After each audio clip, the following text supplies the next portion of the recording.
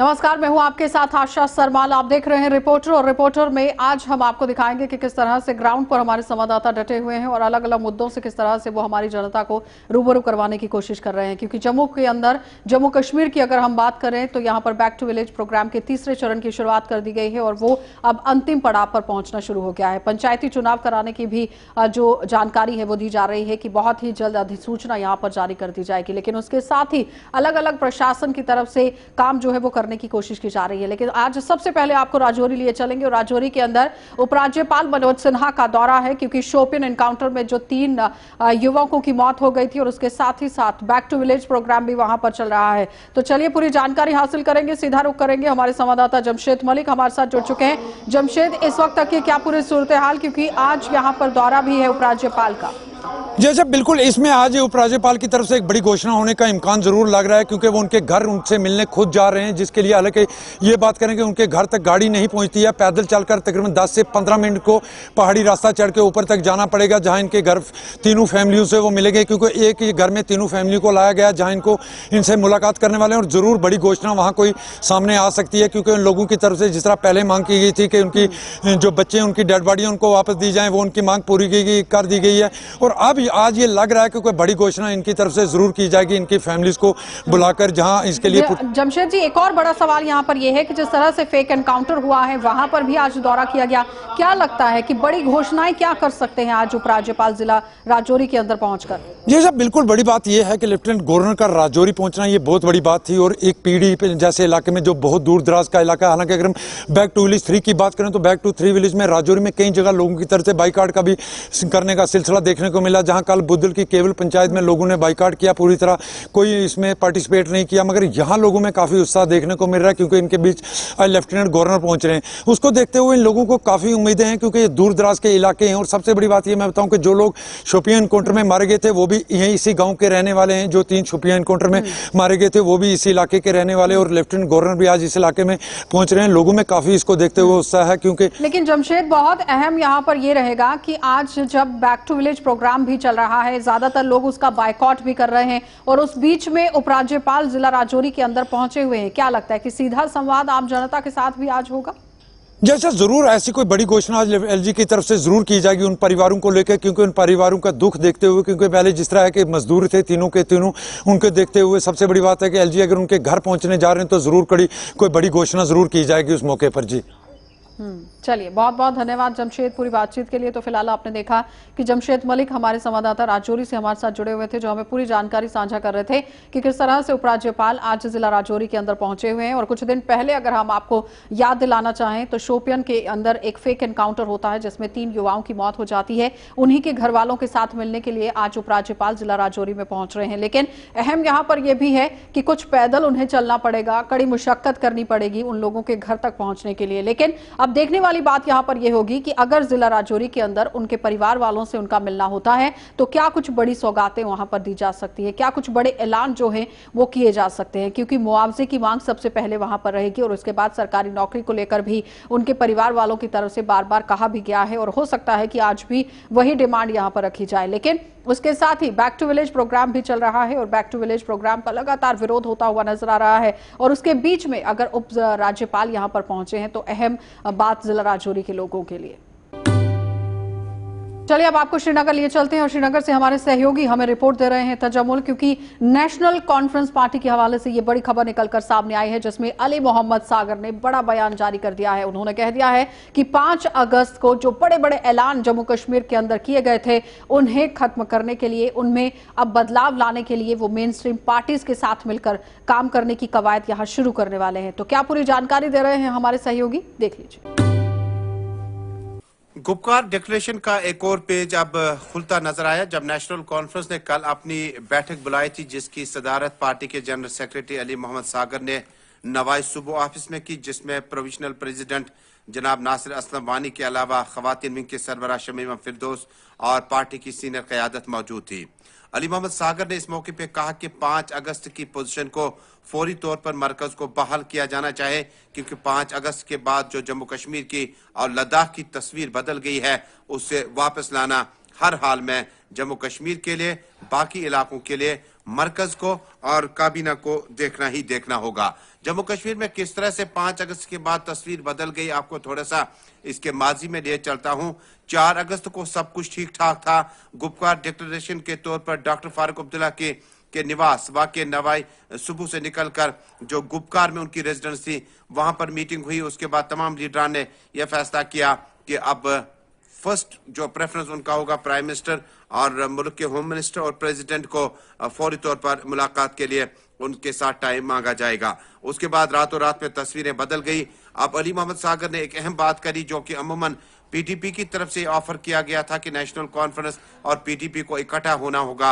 अब अली मोहम्मद सागर ने कल कहा कि रीजनल पार्टीज को एक होना होगा, जिसमें PDP, National Conference, Awami National Conference, People's Conference और उसके अलावा CPIM, PDF, Jammu Kashmir People's Movement, Awami Ittehad Party और छोटी बड़ी पार्टियों के साथ साथ कांग्रेस पार्टी इस पार्टी के साथ जब जुड़ेंगे तो आइंदा लाहे अमल तरतीब दिया जाएगा। सागर ने साफ लफ्जों में कहा कि गुपकार डिक्लेरेशन का मतलब हम सब पार्टियों को एक साथ होना होगा और किसी भी चैलेंज के लिए इस तरह से मुकाबला आराई की जा सकती है। इसी बीच में देखना होगा कि गुपकार डिक्लेरेशन के आसपास में आने वाले दिनों में 13,000 खाली पड़ी पंचों और सरपंचों की निशस्तों को जिमनी इलेक्शन यानी बाई इलेक्शन के लिए क्या PDP, National Conference, People's Conference, Jammu Kashmir People's Movement अपने उम्मीदवार मैदान में उतार सकती है या नहीं।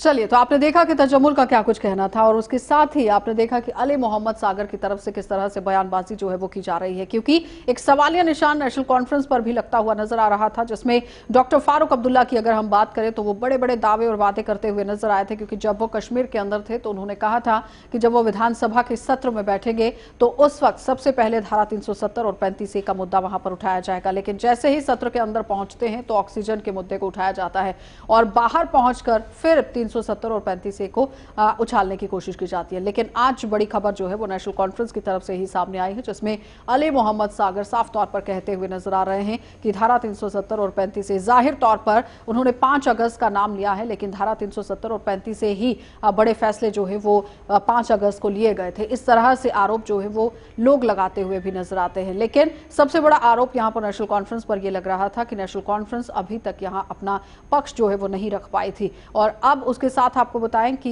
पीडीपी पार्टी जिस तरह से धारा 370 और 35A को साथ लेकर चलने की बात कह रही है और वो बार बार कह रही है कि अगर इसे बहाल नहीं किया गया तो वो फिर से सड़कों पर उतरने को मजबूर हो जाएगी। लेकिन उसके साथ ही अपनी पार्टी की अगर हम बात करें तो अपनी पार्टी के हवाले से भी बात कही गई थी, जिसमें अल्ताफ बुखारी ने बड़ा बयान दिया था कि अगर धारा 370 को कोई रिस्टोर कर सकता है तो वो पार्लियामेंट है और साथ ही साथ सुप्रीम कोर्ट है। लेकिन अब देखना यह होगा कि national conference party, PDP party और कई और भी लोग जो है वो इस तरफ बयानबाजी करते हुए नजर आ रहे हैं। लेकिन समय बताएगा कि आखिर इसमें से क्या कुछ निकलकर सामने आएगा। फिलहाल आपको बताते चले कि जिस तरह से सियासी गतिविधियां जम्मू कश्मीर के अंदर चल रही हैं वो अब चरम पर दिख रही हैं और हर एक पार्टी अपनी पैठ बनाने की कोशिश कर रही है। चलिए, अब आपको शहर श्रीनगर लिए चलते हैं और शहर श्रीनगर से इरफान फाजिल आज हमें रिपोर्ट दे रहे हैं, क्योंकि पुलिस की तरफ से बहुत अच्छे इनिशिएटिव्स जो हैं वो शहर श्रीनगर के अंदर उठाए जा रहे हैं। जितने भी वाटर पॉइंट हैं उन्हें विकसित करने की कोशिश की जा रही है। पूरी रिपोर्ट देख लीजिए। ये कश्मीर के साथ साथ पूरे दुनिया भर में कोरोना वायरस की मार है और उसी मार के साथ साथ अगर देखा जाए तो कई सारे शोबे मुतासिर हो चुके हैं। मगर वादी कश्मीर की जो डल झील है अपनी खूबसूरती खुद ही बयां करती है। वादी कश्मीर के साथ साथ डल झील में खूबसूरत सा नज़ारा 3 दिन का जश्न डल, एक great initiative by J&K police और साथ साथ वाटर स्पोर्ट्स एसोसिएशन, जिनका मानना है कि एक अलग सी पहचान, एक अलग सी मैसेज स्पोर्ट्स लवर्स के लिए, क्योंकि एक अलग सा डिप्रेशन और कोविड के साथ साथ जो कहर, जो टेंशन बढ़ा, हमने सोचा क्यों ना ज़मीनी सतह पर कुछ ऐसा प्रोग्राम खड़ा किया जाए जिससे पूरे दुनिया भर में एक अच्छी सी मैसेज आए ताकि जिंदगी जीने का नाम है। फिलहाल वादी कश्मीर के डल झील के साथ साथ जश्न डल में भी एक खूबसूरत नज़ारा बच्चों का, और साथ ही साथ ये भी कह सकते हैं कि वादी कश्मीर में डल झील में सयाह भी घूमने आए हैं। यानी उनका मानना है कश्मीर जैसी खूबसूरत जगह दुनिया में है नहीं, अगर देखा जाए तो कुछ यादें कैद करके ले जाएं। विद वीडियो जर्नलिस्ट समीर वानी के साथ सईद इरफान फाजिल, गुलिस्तान न्यूज़, श्रीनगर कश्मीर। तो आपने देखा कि इरफान का क्या कुछ कहना था, किस तरह से वो कहते हुए नजर आ रहे हैं कि बहुत ही उम्दा कदम जो है वो पुलिस डिपार्टमेंट की तरफ से उठाया जा रहा है, क्योंकि एक तरफ टूरिज्म जो है वो बिल्कुल खत्म होने की कगार पर जम्मू कश्मीर के अंदर दिख रहा है, क्योंकि कोरोना महामारी के दौरान पर्यटक बाहर से यहां पर नहीं पहुंच रहे हैं। लेकिन टूरिज्म को एक बार फिर से जिंदा करने की कोशिश जो है वो प्रशासन की तरफ से भी की जा रही है और आज पुलिस डिपार्टमेंट की तरफ से भी उम्दा कदम जो है वो शहर श्रीनगर के अंदर उठाया गया। चलिए अब आपको डोडा लिए चलेंगे और डोडा से वसीम हमें क्या कुछ रिपोर्ट दे रहे हैं, ये देख लीजिए। आप जुड़ चुके हैं गुलिस्तान न्यूज़ के साथ, मैं हूं वसीम गत्तू। दिन ब दिन डोडा के अंदर ट्रैफिक वायलेशन बढ़ रहा है और रॉन्ग पार्किंग का बहुत बड़ा इशू डोडा के अंदर बढ़ रहा है। अगर हम जीएमसी की बात करें तो जीएमसी के लिए भी रास्ता नहीं है और जो रास्ता है रॉन्ग पार्किंग की गाड़ियां वहां पे खड़ी होती हैं। मेरे साथ कुछ लोग भी हैं, इनसे हम बात करेंगे। सर क्या नाम है आपका? मुदस्सिर वानी। सर ट्रैफिक वायलेशन हम देख रहे हैं दिन ब दिन डोडा के अंदर बढ़ रहा है, क्या बताएंगे आप? यहाँ जैसे आप खुद देख रहे हैं, यहाँ से भी आपको दिख रहा है कि यहाँ पर जो ये अंडरलाइन किया हुआ था, एक बार एडमिनिस्ट्रेशन ने यहाँ पर हमको आपको डिमार्केट करके दिया था कि जिसको भी डीसी ऑफिस में या एसएसपी ऑफिस में या किसी भी ऑफिस में काम हो वो यहाँ पर फॉर द टाइम बिंग, मतलब कुछ टाइम के लिए आप यहाँ पर गाड़ी पार्क करके फिर आप यहाँ से हटा सकते हो। लेकिन हमने यहाँ पर देखा हुआ है कि अब जैसे मैं अपने इलाके से आता हूँ, यहाँ पर अगर हमको डीसी ऑफिस में कहीं काम हो या कहीं भी जैसे बिजली डिपार्टमेंट है या एसएसपी ऑफिस में काम हो तो हमें पूरा दिन घूमना पड़ता है कि हमें कहीं पार्किंग मिले, क्योंकि ये जो गाड़ियाँ आप यहाँ से देख रहे हैं मुझे लगता है ये शायद 2-2, 3-3 दिन यहाँ से हिलती भी नहीं है। सर ट्रैफिक पुलिस की अगर हम बात करें कहीं पे भी नज़र नहीं आ रही है और यहाँ पे एक क्रेन भी लाया गया था, मगर हम देख रहे हैं कि कहीं पे भी काम नहीं हो रहा है, कुछ भी। वही चीज़ मैं आपसे कह रहा हूँ कि जैसे हम सवेरे जब वहाँ से आते हैं तो नगरी से लेकर हमको यहाँ पे डीसी ऑफिस तक यहाँ तक पहुँचने में 1-आध घंटा लगता है जो नॉर्मली आ रहा हो।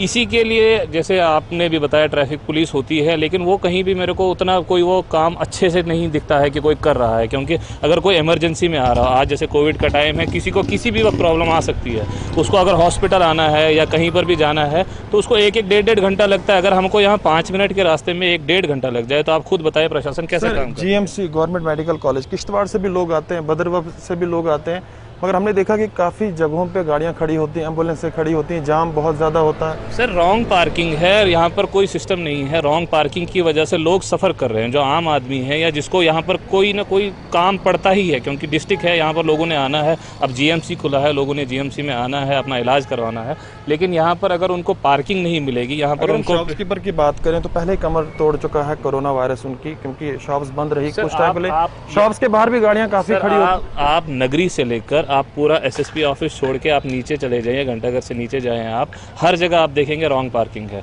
शॉप्स की आप बात कर रहे हो, शॉपकीपर कोविड की वजह से पहले ही सफ़र कर रहे हैं और जो पार्किंग वाले हैं उनके सामने गाड़ी लगा देते हैं, तो उनको वैसे ही पहले ही नुकसान हुआ है और उसके ऊपर और नुकसान हो रहा है। चलिए तो कुछ और संवाददाता भी हमारे साथ जुड़ चुके हैं, क्या कुछ पूरी रिपोर्ट वो हमें दे रहे हैं, देख लीजिए। पहले सर ऑलमाइटी अल्लाह को थैंक करना चाहता हूँ, एंड देन दिस राष्ट्रीय राइफल जिन्होंने HQ 10 सेक्टर ने जिसने ये ऑर्गेनाइज़ किया, जिस क्विज़ कंपटीशन ऑर्गेनाइज़ किया, उनका बहुत ज़्यादा आभारी हूँ, क्योंकि उन्होंने इसको हमारे आप जानते हैं कि पहले से यहाँ पर स्कूल्स बंद थे, कितने ये मंथ्स हो गए हमारे स्कूल्स बंद थे, फिर भी हमारे टीचर्स, हमारे सेंटोरियम के टीचर्स हमें हर दिन ऑनलाइन टीचिंग करा रहे थे। उनका भी बहुत बड़ा आभारी हूँ कि उन्होंने हमें हर दिन ऑनलाइन लेक्चर्स दिए। एंड दिस कंपटीशन, और गुजारिश करना चाहूँगा कि HQ 10 ऐसे हर दिन ऐसे competitions.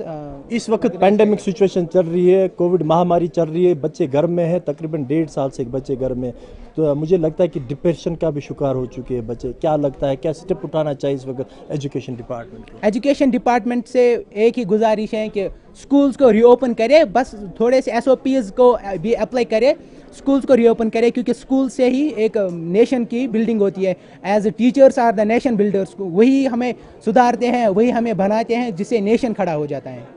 Chief education officer Baramulla थे, सीधे हम उनके पास जाएंगे, उनसे थोड़ा बात करें। जी आपका वेलकम है सर गुलिस्तान न्यूज़ में। थोड़ा बहुत पहले प्रोग्राम के बारे में बता जी। आपको मालूम है कि यहाँ पर जो आर्मी यहाँ पर है, उन्होंने एक प्रोग्राम किया था क्विज़ कंपटीशन का, जिसमें इन्होंने तकरीबन 7 स्कूल्स को इनवाइट किया था और बहुत सारे स्कूलों के तकरीबन 7-7, 8-8 बच्चों ने इसमें शमूलियत कर ली। और क्विज़ का मकसद ही ये था कि हम बच्चों को लाएं, और जो आज 1.5 साल से हमारे बच्चे घरों में बैठे हुए हैं, ताकि उनको एक it is sort of rehearsal, एक तो उनका माइंड जो है वो भी खुल जाए और सिर्फ एक सब्जेक्ट ही नहीं बल्कि बहुत सारे सब्जेक्ट्स को इंट्रोड्यूस करके हम इन पर एक मेहनत कर लें ताकि ये बच्चे हमारे आने वाले कल के लिए तैयार हो जाए, चाहे कोई भी फील्ड हो। एजुकेशन का हरगिज़ ये मतलब नहीं कि हम सिलेबस वाली किताब अपने कमरे के अंदर पढ़ाएंगे, नहीं, बल्कि education means all round development. और ख़ासकर आप जो न्यू एजुकेशनल पॉलिसी देखते हो उसमें हमें बच्चे को तैयार करना है कि कल वो खुद कमाए, कल अपने आप वो अपने पाँव पे खड़ा हो जाए। और मुझे उम्मीद है कि ऐसी जो चीज़ें हम कर रहे हैं इस वक्त, और हम भी कर रहे हैं, नॉट ओनली मैं आर्मी की बात नहीं करूँगा बट मैं अपने डिपार्टमेंट की बात करूँगा। आपने देखा होगा कि कई मार्च से लेकर जब से हमारे प्रिंसिपल सेक्रेटरी डॉक्टर असगर सामू साहब ने भी चार्ज संभाला है एजुकेशन डिपार्टमेंट का, उन्होंने बहुत सारे प्रोग्राम्स ऐसे भी कर दिए जहां हमने बच्चों का कोई सी कंपटीशन नहीं बल्कि ऐसे कंपटीशन। सर, आपको लगता है कि जो अभी बच्चे डिप्रेशन का शिकार हो चुके हैं, क्योंकि अभी हम देख रहे हैं कि तकरीबन 1 साल 1.5 साल से वो घरों में बैठे हैं, क्या लगता है आपको इन चीज़ों की ज़रूरत है यहाँ? एग्जैक्टली आप बाहर निकलते हैं, आपका बच्चा क्यों नहीं बाहर निकल जाएगा? आप काम के निकलते हैं, आप अपने बच्चे को भी क्यों नहीं कहीं निकालेंगे? आप उसको क्यों नहीं भेजेंगे किसी टीचर के पास, उससे मदद क्यों नहीं लेंगे? क्योंकि बच्चा जो है स्ट्रेस और स्ट्रेन में अंदर घर में उसी को बंद रखने से हमारा काम नहीं होगा।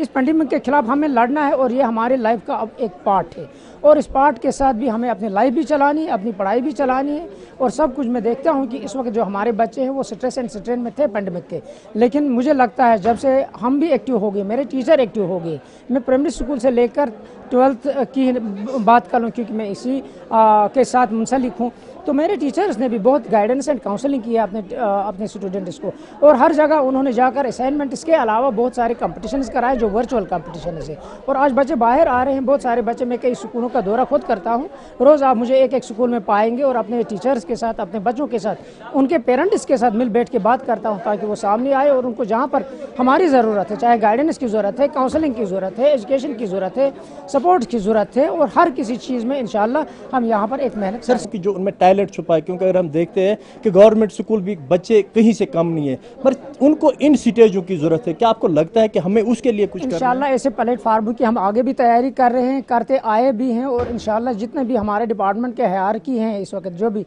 हमारे डायरेक्टर साहब हैं और डिस्ट्रिक्ट लेवल पे हमारे डी साहब हैं, आप देखते होंगे कि हम रोज़ उन्हीं के साथ होते हैं। चलिए आपको सांबा लिए चलते हैं और जिला सांबा के अंदर बैक टू विलेज का जो तीसरे चरण का दौर चल रहा था वो आज खत्म हो गया है। लेकिन अगर हम कुल मिलाकर पूरी बात करें जो नड पंचायत के अंदर भी देखी गई है तो वहां पर भी आज काफी ज्यादा सुर्खियां इस कार्यक्रम में बटोरी हैं, क्योंकि बाइकॉट पर बाइकॉट ही देखे गए हैं। क्या पूरी जानकारी ऋषि खजूरिया दे रहे हैं, देख लीजिए। तो बैक टू विलेज का तीसरा चरण अब समापन की ओर जो है वो बढ़ रहा है, लेकिन उसके बावजूद भी जो विरोध है कई पंचायतों द्वारा जताया जा रहा है कि पंचायतों में काम नहीं हुए हैं और कई पंचायतों ने बाइकआउट भी किया है। ये हम अपडेट आपको लगातार पहले दिन से करते आ रहे हैं और इस समय मैं मौजूद हूँ सांबा की दुड़ुई पंचायत में, और ये जो पंचायत है ये नड ब्लॉक के अधीन आती है।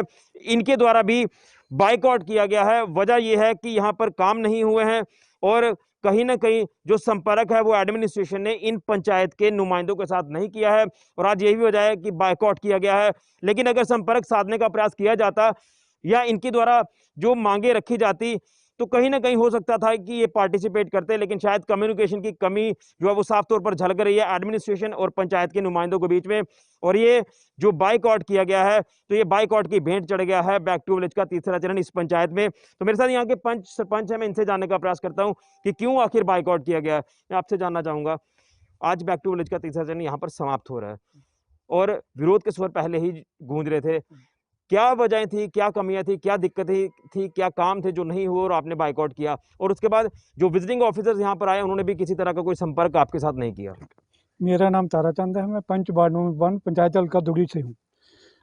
हमने जो अब बाइकआउट करने का जो हमने डिसीजन लिया था वो बेसिक रीजन यही था कि अंडर डेवलपमेंट है, प्लान बनते हैं वो सेल्फ हो जाते हैं, और हमने इसलिए एडमिनिस्ट्रेशन को जताने के लिए 1 अक्टूबर को ही अपना बाइकआउट करने का डिसीजन लिया था। हमें बड़ी उम्मीद थी कि ये जो हमारी पंचायत है ये डीसी ऑफिस सेक्रेटरी का एक हिस्सा है, ये नंदिनी पंचायत में हमारी पंचायत है। हमें उम्मीद थी कि एडमिनिस्ट्रेशन का कोई ना कोई डीसी साहब, एडीसी, तहसीलदार साहब कोई हमें विजिट करता, हमें पूछता कि आपकी वजह क्या है। तो अगर वो बताते, हम अपनी वजह बताते, वो कहते कि आप आ जाओ, हम आपकी प्रॉब्लम हल करेंगे। हमने जरूर उन्होंने तो हमारी ऑनर नहीं करी, उन्होंने हमारे को नहीं पूछा, हम उनकी जरूर ऑनर करते कि सब ये हमारी दिखते हैं, हम इलेक्टेड बॉडीज़ हैं, हम 3 साल में एक काम नहीं करा सकते। हमने 3 बार काम लिखाए हैं और एक बार भी पूर्ण नहीं हुआ। जहाँ कथनी और करनी में फ़र्क है। ठीक है, हम नरेगा का काम बताते हैं, नरेगा का काम बताते हैं हम। तो ये क्या करते हैं, मिट्टी बिछाते हैं, उसमें हल्की बारिश होती है तो उसमें मतलब चिकड़ हो जाता है, कीचड़ हो जाता है, आदमी निकल नहीं सकता। और जो काम मतलब पक्का बोलते हैं, तब जब बोलते हैं हमारे पास पैसा नहीं है, आप पानी रिलेटेड काम हमें बताओ। तो पानी रिलेटेड जब हम काम कोई बताते हैं, हम बोलते हैं कि पानी रिलेटेड हम क्या बताएं। यानी आपके कहने का मतलब है कि काम उनके तो मर्जी के किए जाएंगे, उनकी मर्जी के काम होते हैं। तालाब निकालते हैं, मैंने इनको बोला हमें दिखाओ, अगर पानी रिलेटेड काम करना है, जो आपने तालाब निकलवा रहे हैं उनमें दिखाओ पानी कहाँ है। ये टैंकी आपके पास है, ये देखो टैंकी बनाई हुई है, 50,000 रुपया। ये मतलब आज से पता नहीं 10 साल पहले की बनी हुई है, 20 साल पहले की बनी हुई है, लेकिन इसमें एक टोपा पानी भी दिखा दो, आप मौके पर दिखा लो, इसमें कोई पानी नहीं है। नहीं कह सकते, अभी 3 दिन हो गए हैं यहाँ पर इन्हें बैठे हुए, तो 3 दिनों में इन्होंने हाँ तोड़ मरोड़ने वाले काम तो जरूर किए हैं कि चौकीदार को भेज के जाओ, महिलाओं को बुला के लाओ, उधर उसको बुला के लाओ, उसको बुला के लाओ, यानी एडमिनिस्ट्रेशन द्वारा सफल बनाने का प्रयास किया जा रहा है, बनाने का। लेकिन हमारे साथ किसी ने संपर्क नहीं किया, नहीं। हाँ, लोगों को तोड़ रहे हैं। आपने पंचायत घर को पूरी तरह से बंद रखा? हाँ जी, बंद रखा, बंद तो रखा। हम यहीं थे, घूम रहे थे, कहीं किसी ने बोलना था कि सरपंच को बुलाओ, पंचों को बुलाओ, पूरी पंचायत को बुलाओ, हम उनसे बात करना चाहते हैं। पर इन्होंने कुछ नहीं समझा, ये तो अपने खाया पिया और चलते बने। हाँ, चलिए, खाया पिया और चलते बने, ये कहना है यहाँ के सरपंच जो कि दुड़ुई पंचायत के हैं, और विरोध अभी भी इनके द्वारा किया जा रहा है। हालांकि आज आखिरी दिन है। अगर इस नड ब्लॉक की बात करें तो बैक टू विलेज का तीसरा चरण यहाँ पर समाप्त हो रहा है, लेकिन उसके बावजूद भी पिछले 3 दिनों में किसी तरह का कोई संपर्क इनके साथ नहीं किया गया। ये कहना है यहाँ के नुमाइंदों का कि एडमिनिस्ट्रेशन का कोई अधिकारी नहीं आया। जो विजिटिंग ऑफिसर्स हैं वो आए थे, वो एक स्कूल में शरण लेकर बैठे थे और बाहर से उन्होंने लोगों से संपर्क करने का प्रयास किया, लेकिन नुमाइंदों के साथ जो है वो किसी तरह का संपर्क नहीं किया। और जो काम इनके द्वारा बैक टू विलेज 1 और 2 में रखवाए गए वो नहीं हुए। अगर कुछ काम हुए अधूरे हैं, कहीं ना कहीं इन्होंने यह कहा कि wastage of time, wastage of money, ये आरोप लगाए जा रहे हैं। तो इन्हीं वजहों से ये बैक टू विलेज का तीसरा चरण बायकॉट की भेंट चढ़ गया है। और अगर इसी तरह से रहा तो आने वाले दिनों में भी बायकॉट जो है वो हमें ज़्यादा देखने को मिलेगा और जो पार्टिसिपेशन होगी वो हमें कम देखने को मिलेगी। तो ये हाल है पंचायत दुड़ुई जो कि नड ब्लॉक के अधीन आती है। फिलहाल के लिए ऋषि खजूरिया, कैमरामैन राहुल के साथ JK24/7 न्यूज़ के लिए।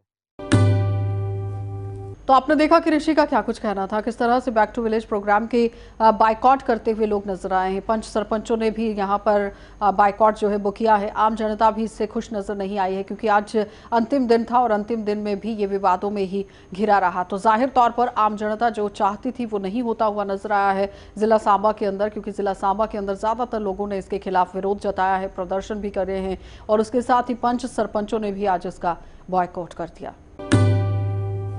चलिए अब आपको जिला कठुआ ले चलेंगे। उस जिला कठुआ के अंदर एंट्री पॉइंट पर जो प्रतिबंध लगाया गया है, 2-2 घंटे तक लोगों को इंतजार कराया जा रहा है। और साथ ही साथ आपको ये भी बताते चले कि बिना परमिशन के जम्मू कश्मीर यूटी के अंदर आप बिल्कुल भी दाखिल नहीं हो सकते हैं। तो उसको मद्देनजर रखते हुए व्यापारियों में, जो नौकरी पेशा लोग हैं, आम लोग हैं, उनमें काफी ज्यादा रोष देखा गया। ग्राउंड से सरबजीत हमें रिपोर्ट दे रहे हैं, जरा देख लीजिए। कोविड-19 के चलते जम्मू कश्मीर केंद्र शासित प्रदेश की सीमाएं पिछले 6 महीने से अधिक समय से बंद की गई हैं। आपको बता दें कि यहां पर गाइडलाइंस और SOP को फॉलो कर ही जम्मू कश्मीर में आने की एंट्री दी जाती है।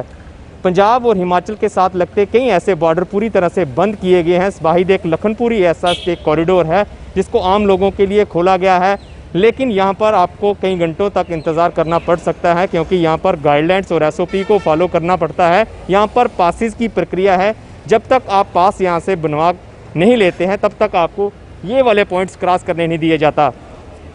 लेकिन अब 6 महीने से अधिक समय हो चुका है, अब लोगों ने भी आवाज़ बुलंद करना शुरू कर दिया है। कांग्रेस के बाद शिवसेना डोगरा फ्रंट, जिसके बाद Jammu Kashmir national panthers party ने भी अपना रोष व्यक्त करते हुए कहा है कि जल्द से जल्द लखनपुर कॉरिडोर खोला जाए। उनका कहना है कि केंद्र सरकार की गाइडलाइंस हैं जिसके अनुसार ना तो कोई स्टेट और ना ही यूनियन टेरिटरी अपना बॉर्डर इस तरह से बंद रख सकती है। ऐसे में केंद्र सरकार की गाइडलाइंस को मानते हुए जल्द से जल्द जम्मू कश्मीर केंद्र शासित प्रदेश के बॉर्डर जो हैं, जो पंजाब और हिमाचल के साथ लगते हैं, जल्द से जल्द खोला जाएं। उनका कहना है कि कई तरह की परेशानियां उन लोगों को हो रही हैं जिन लोगों ने रूटीन में पठानकोट या हिमाचल के शहरों में जाना पड़ता है। इसके अलावा कई ऐसे व्यापार हैं जो हमारे पंजाब के साथ लगते हैं, तो ये जब से ये बॉर्डर बंद है तो हमारे पूरे व्यापार जो हैं वो बंद हो चुके हैं। ऐसे में जल्द से जल्द जम्मू कश्मीर यूनियन टेरिटरी का बॉर्डर भी खोला जाए। लखनपुर से वीडियो जर्नलिस्ट कुलदीप चौधरी के साथ सरबजीत सिंह, गुलिस्तान न्यूज़ के लिए।